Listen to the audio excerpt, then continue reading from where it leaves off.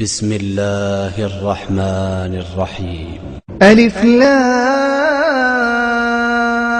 را، تلك آيات الكتاب وقرآن مبين.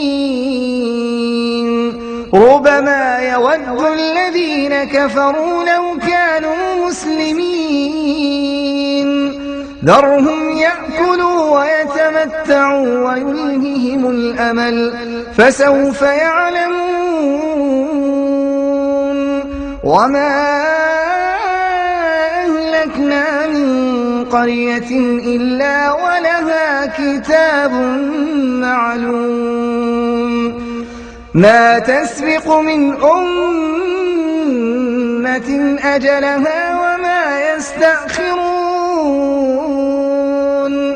وقالوا يا أيها الذي نزل عليه الذكر إنك لمجنون، لو ما تأتينا بالملائكة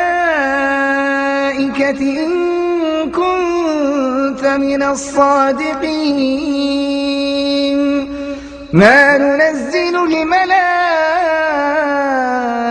إلا بالحق وما كانوا إذا منظرين.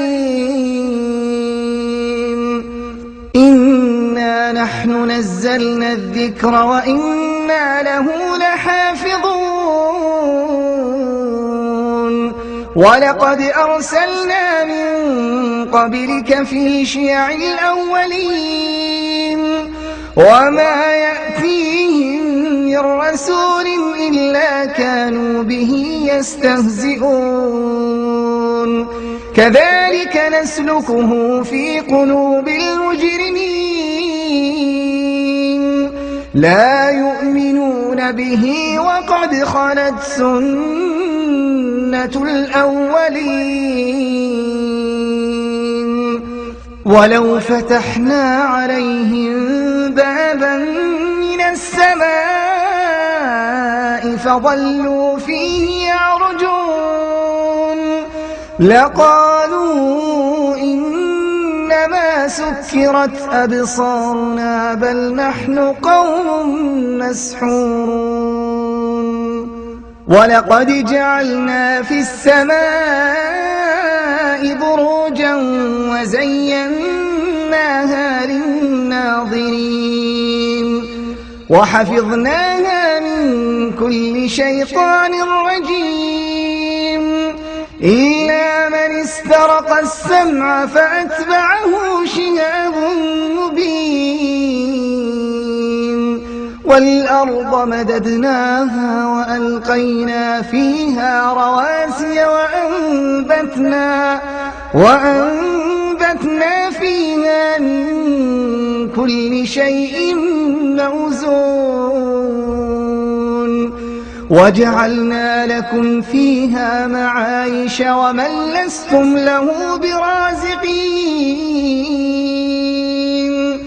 وإن شيء إلا عندنا خزائنه وما ننزله إلا بقدر معلوم. وأرسلنا الرياح لواقح فأنزلنا من السماء ماء فأسقيناكموه وما أنتم له بخازنين. وإنا لنحن نحيي ونميت ونحن الوارثون. ولقد علمنا المستقدمين منكم ولقد علمنا المستأخرين. وإن ربك هو يحشرهم إنه حكيم عليم.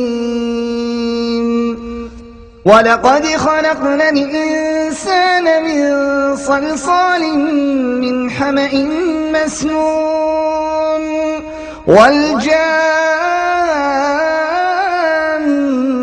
خلقناه من قبل من نار السموم وإذ قال ربك للملائكة إني خالق بشرا من صلصال من حمأ مسنون فإذا سويته ونفخت فيه من روحي فقعوا له ساجدين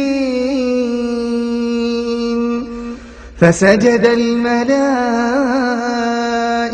كلهم أجمعون إلا إبليس أبى أن يكون مع الساجدين قال يا إبليس ما لك ألا تكون مع الساجدين قال لم أكن لأسجد لبشر خلقته من صلصال من حمأ مسنون قال فاخرج منها فإنك رجيم وإن عليك اللعنة إلى يوم الدين قال رب فأنظرني إلى يوم يبعثون قال فإنك من المنظرين إلى يوم الوقت المعلوم قال رب بما أغويتني لأزينن لهم في الأرض ولأغوينهم أجمعين إلا عبادك منهم المخلصين قال هذا صراط علي مستقيم إن عبادي ليس لك عليهم سلطان إلا من اتبعك من الغاوين وإن جهنم لموعدهم أجمعين لها 7 أبواب لكل باب منهم جزء مقسوم إن عبادي ليس لك عليهم سلطان إلا من اتبعك من الغاوين وإن جهنم لموعدهم أجمعين لها 7 أبواب لكل باب منهم جزء مقسوم إن المتقين في جنات وعيون ادخلوها بسلام آمنين ونزعنا ما في صدورهم من غل إخوانا على سرر متقابلين لا يمسهم فيها نصب وما هم منها بمخرجين نبئ عبادي أني أنا الغفور الرحيم وأن عذابي هو العذاب الأليم نبئ عبادي أني أنا الغفور الرحيم وأن عذابي هو العذاب الأليم ونبئهم عن ضيف إبراهيم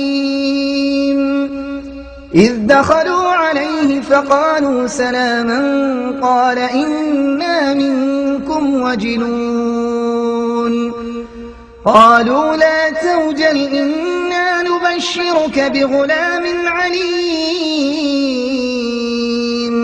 قال أبشرتموني على أن مسني الكبر فبم تبشرون قالوا بشرناك بالحق فلا تكن من القانطين قال ومن يقنط من رحمة ربه إلا الضالون